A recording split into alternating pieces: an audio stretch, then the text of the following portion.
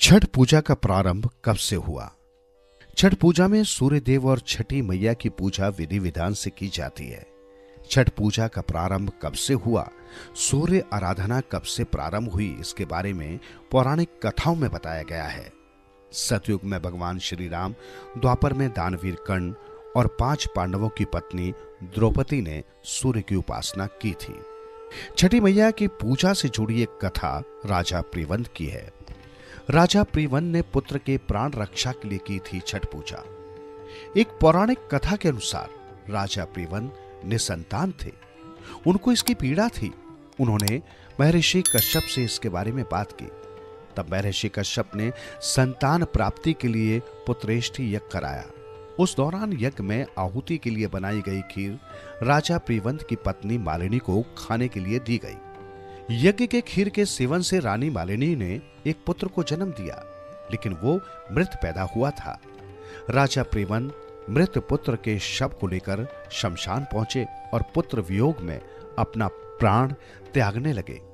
उसी वक्त ब्रह्मा की मानस पुत्री देवसेना प्रकट हुई। उन्होंने राजा प्रीवंद से कहा, मैं सृष्टि की मूल प्रवृत्ति के छठे अंश से उत्पन्न हुई हूं, इसलिए मेरा नाम षष्ठी भी है। तुम मेरी पूजा करो और लोगों में इसका प्रचार प्रसार करो। माता षष्ठी के कहे अनुसार राजा प्रीवंद ने पुत्र की कामना से माता का व्रत विधि विधान से किया। उस दिन कार्तिक मास के शुक्ल पक्ष की षष्ठी थी। इसके फलस्वरूप राजा प्रीवंद को पुत्र प्राप्त हुआ।